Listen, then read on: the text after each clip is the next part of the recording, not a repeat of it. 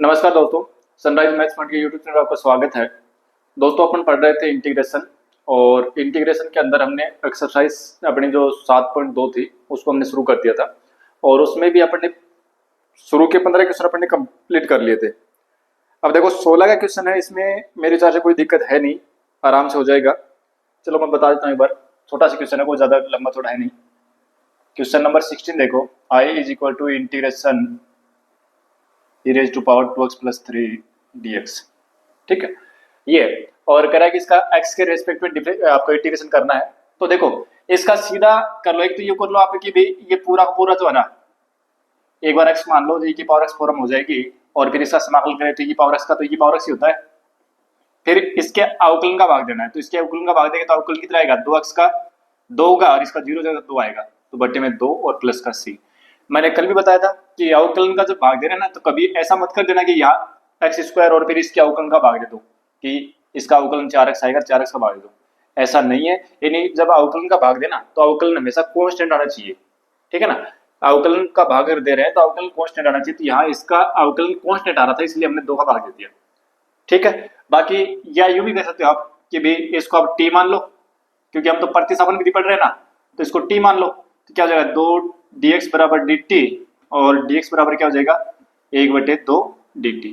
तो i बराबर क्या हो जाएगा इंटीग्रेशन e की पावर t, इसको t माना था, dx की जगह क्या होगा 1/2 dt, 1/2 बाहर लो dt कर दो समाकलन 1/2 e की पावर t का e की पावर t प्लस में c एक, तो e की पावर t का मान कितना है 2x प्लस 3 और प्लस c, बस हो गया आंसर। तो दोनों तरीके से कर लो, कौन सा भी हो एक ही बात है, ठीक है। आगे जो 17 क्वेश्चन दे रखा है ना वो भी सिंपल है, i is equal to x upon a की power x square d x, ये दे रखा है, ठीक है। तो इसमें कोई दिक्कत है नहीं, एक्स स्क्वायर को टी मानो, इसका अवकलन ऊपर है, एक्स स्क्वायर का अवकलन करें तो एक्स आएगा उसमें, तो ऊपर एक्स है, ठीक है, हो जाएगा आराम से। फिर क्वेश्चन नंबर 18 जो है वो देखो क्या है, 18 क्वेश्चन है, ये भी सिंपल है, आई इज इक्वल टू, अब ये सिंपल क्वेश्चन है, अगर 5-7 क्वेश्चन कर लोगे ना तो आराम से स्पीड पकड़ जाओगे, फटाफट कर लोगे, इनको कोई दिक्कत है नहीं, आराम से हो जाएंगे।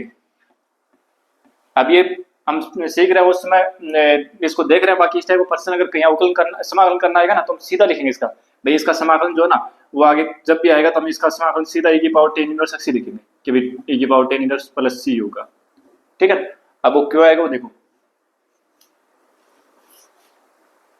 क्या करेंगे e की पावर x में कौन बैठा 10 इनवर्स x है, इसका अवकलन 1/10 इनवर्स x का अवकलन क्या होता है 1/1 प्लस x स्क्वायर होता है, 1/1 प्लस x स्क्वायर है, तो मान लो आप भाई माना 10 inverse x is equal to t, इसका अवकलन करोगे तो 1/1 प्लस x स्क्वायर dx बराबर dt, रख दो मान सारे सारे, i is equal to e की पावर t और 1/1 प्लस x स्क्वायर dx को क्या लिख दोगे dt, और क्या जाएगा e की power t plus c, t का मान कितना है e की power 10 inverse x plus c, बस आंसर हो गया, सिंपल है, कोई ज्यादा कठिन है नहीं।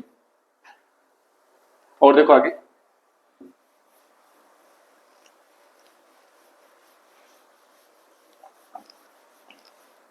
देखो नेक्स्ट क्वेश्चन, हाँ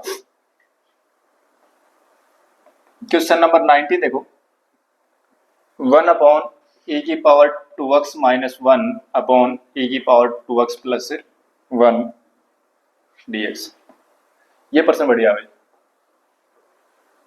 ठीक है। देखो कैसे करोगे इसका अवकलन समाकलन, इसका इंटीग्रेशन कैसे करोगे, अभी अगर नीचे वाला t मान ले तो इसका अवकलन जो है ना e की पावर 2x का e की पावर 2x आ तो जाएगा, लेकिन ये -1 जो इसका क्या करेंगे, ये तो नहीं आएगा, ठीक है। तो क्या करें, तो देखो इन प्रश्नों को करने का तरीका क्या होगा, अपन जो ये अंश और हर है ना दोनों में e की पावर x का भाग देंगे, e की पावर x का भाग ऊपर भी देंगे, e की पावर x का नीचे भी भाग देंगे, तो देखो e की पावर 2x में e की पावर x का भाग देंगे तो e की पावर x आ जाएगा, -1 में e की पावर x का भाग देंगे तो 1/e की पावर x आएगा।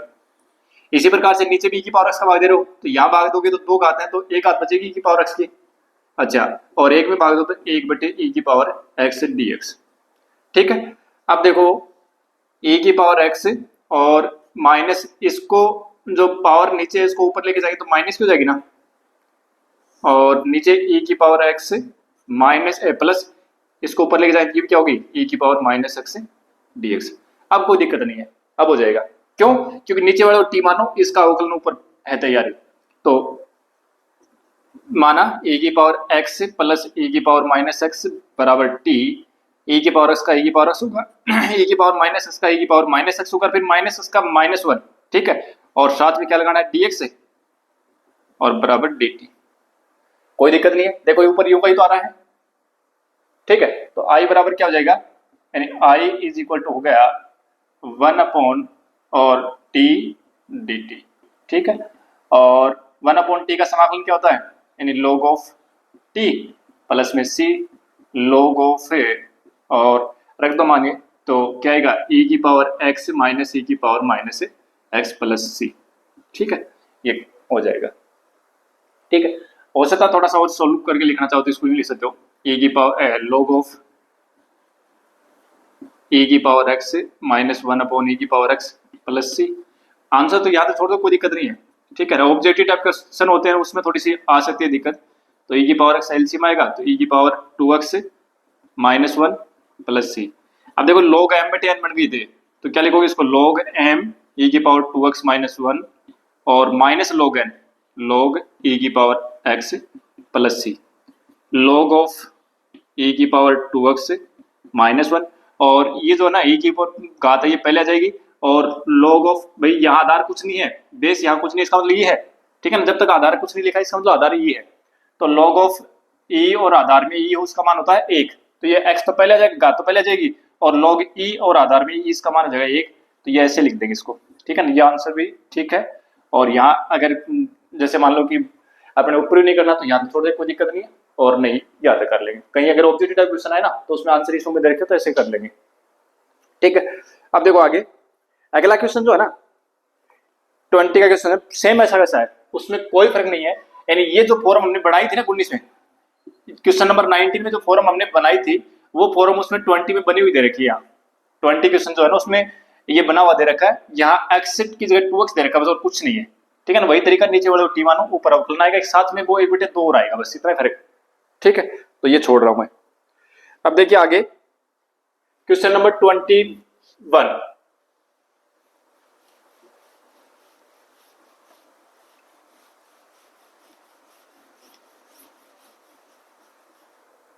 देखो i is equal to integration tan square 2x minus 3 into d x, ठीक है। एक बार इसको t मान लो, 2x minus 3 is equal to t, तो 2 dx इज इक्वल टू क्या हो जाएगा dt, तो dx is equal to 1/2 dt। तो i इज इक्वल टू कितना हो गया इंटीग्रेशन टेन स्क्वायर टी और dt। अब टेन स्क्वायर टी का सीधा इंटीग्रेशन नहीं होता, सीधा फॉर्मूला नहीं है अपने पास, लेकिन टेन स्क्वायर टी को हम ये लिख सकते हैं सेक स्क्वायर टी माइनस 1 लिख सकते हैं, लिख सकते हैं। क्या आ जाएगा, कर दो अलग अलग इनका, तो सेक स्क्वायर टी का तो हो जाएगा, सीधा कर रहा हूं अब, सेक स्क्वायर टी का हो जाएगा 10t और 1 का हो जाएगा t और प्लस में c। अब 10t का मान रख दो तो 2x माइनस 3 और minus 2x minus 3 plus c, 10 2x minus 3 और माइनस से अंदर मल्टीप्लाई करो तो माइनस का 2x प्लस का 3 और प्लस c, इन दोनों को जोड़ के एक बार और दूसरा c लिख दो, कैपिटल C लिख दो, कोई दिक्कत नहीं, कैपिटल C लिख कर दो कि भाई 3 प्लस c कॉन्स्टेंट है दोनों, तो 3 प्लस c कैपिटल C आ जाएगा, ठीक है। बाकी ये जो पता है ना ये लिखने है, ये दोनों लिखने, ये आंसर हो गया। अब एक तरीका तो ये हो गया, दूसरा आप इसको t क्यों मान रहे हो, क्योंकि ज्यादा बड़ा तो है नहीं, ठीक है, ज्यादा बड़ा तो है ही नहीं, कोई टी मानने वाला कोई ज्यादा बड़ा मैटर तो है नहीं, इसका अवकलन जो कॉन्स्टेंट है कोई दिक्कत है नहीं। तो एक काम करते हैं, सीधा इसको भी लिख सकते हैं कि सेक स्क्वायर, और इसको पूरे को जैसे आपने x माना तो sec square minus 2x minus 3 और फिर माइनस 1 और dx, ठीक है। अब सीधा समाकलन कर दो, सेक स्क्वायर x हो गया, सेक स्क्वायर x का क्या होता है 10x, और फिर इसके अवकलन का देना भाग, तो इसके अवकलन का, ठीक है, जो x वाला जो पता है ना उसके अवकलन का भाग देना, तो बट्टे में कितना जाएगा 2, और फिर माइनस इसका हो गया, फिर आगे चलो 1 का क्या हुआ x और प्लस में c, तो सीधे आंसर ये भी लिख सकते हो आप, ठीक है। तो कोई दिक्कत नहीं, कैसे भी करो। आगे वाले में कोई ऐसा कैसे प्रश्न हो जो यहाँ मैंने किया ना, ऐसा का ऐसा पर्सन बना हुआ है, उसमें कोई दिक्कत है नहीं। सेक स्क्वायर और ये दे रखा है 7 minus 4x into d x, ये दे रखा है। तो क्या दिक्कत है इसमें? सेक स्क्वायर एक्स का तो सीधा समाकलन होता है, सेक स्क्वायर एक्स का तो 10x होता है सीधा समाकलन। तो क्या लिख देंगे 10x यानी 7 माइनस 4x, और फिर इसके डिफरेंशिएशन से इसको डिवाइड करेंगे, तो इसका डिफरेंशिएशन आएगा 7 का 0 और माइनस 4x का 4 आएगा, तो 4 से इसको डिवाइड कर दो और प्लस में c, बस आंसर हो गया, -4 आएगा, -4। ठीक है, तो ये अपना आंसर हो गया इसका। बिल्कुल ऐसा कैसे क्वेश्चन नंबर 23 जो है ना, क्वेश्चन नंबर 23 बिल्कुल सिंपल सा क्वेश्चन है, आराम से कर लेंगे मेरे साथ रहे। देखते ही लग गया होगा पता क्या करना है इसमें। Sine inverse x upon root of 1 minus x square d x, इसको t मान लो। इसका अवकलन क्या हुआ? साइन इनवर्स को t मानोगे तो साइन इनवर्स का डिफरेंशिएशन क्या हुआ? 1 upon root of 1 minus x square.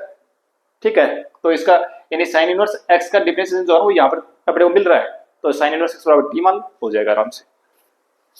ठीक है, फिर चलते हैं आगे, देखो क्वेश्चन नंबर 24 में आ जाओ।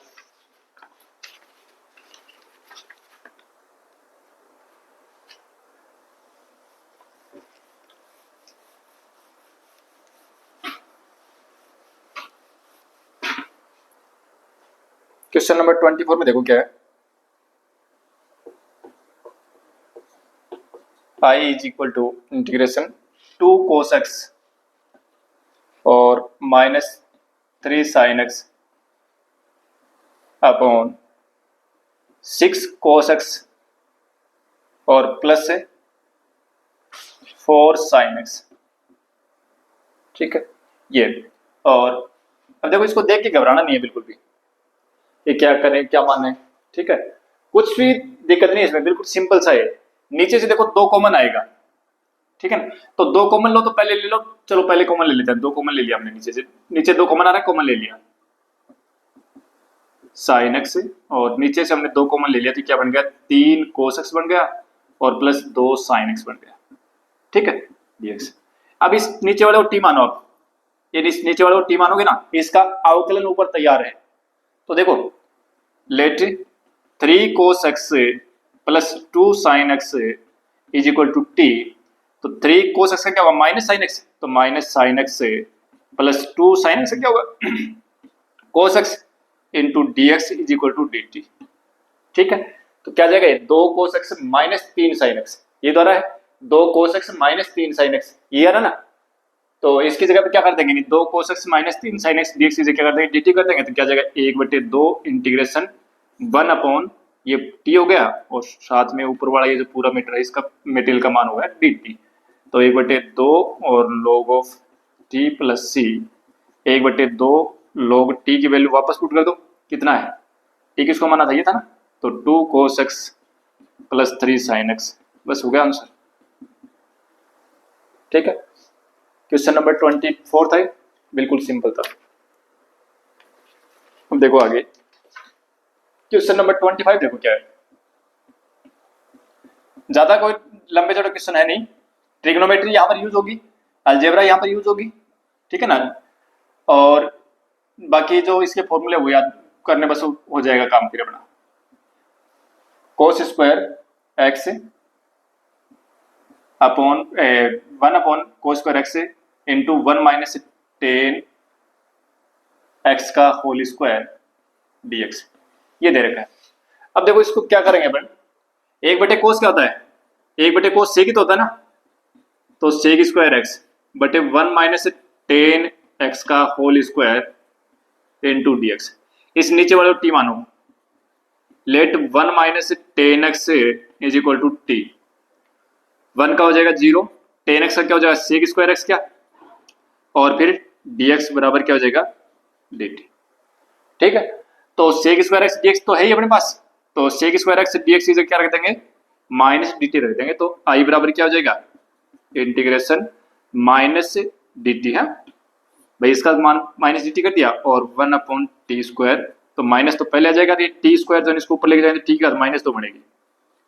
ठीक है, समाकलन करेंगे तो क्या हुआ, समाकलन करेंगे तो घात में 1 जुड़ेगा, तो t की घात -2 प्लस 1 बटे -2 प्लस 1, ये तो था फॉर्मूला भाई। x की घात n का फॉर्मूला क्या था, x की घात n plus 1 upon n plus 1, क्या आ जाएगा देखो नीचे -1 बचेगा, माइनस माइनस गुणा हो गया प्लस, ठीक है, हो गया साहब। ऊपर टी की घात -1 बचेगी, वो नीचे ले गया तो प्लस की हो जाएगी, और प्लस में सी आ गया आंसर। टी का मान रख तो कितना है 1/टी, क्या था 1 माइनस टेन एक्स और प्लस में सी। अब ये जब पर्सन करने लगेंगे ना, तो जैसे मान लो ऑब्जेक्टिव टाइप अगर पर्सन आता है इस टाइप का, तो ये देख करके जो है ना ये इतना काम नहीं करेंगे, ठीक है ना, ये माइंड में चलेगा सारा खेल जो है माइंड में चलेगा कि भी इसका अवकलन ऊपर विद्यमान है, ये 1/t² बनेगा, 1/t² का समाकलन क्या होता है, तो वो समाकलन नंबर सीधा यहाँ लिखेंगे, ठीक है। तो ये ज्यादा कठिन है नहीं, आराम से हो जाएगा। अब देखो आगे नेक्स्ट क्वेश्चन क्या है, क्वेश्चन नंबर 26। हालांकि ये 26 भी देखो, क्वेश्चन नंबर 26 क्या है,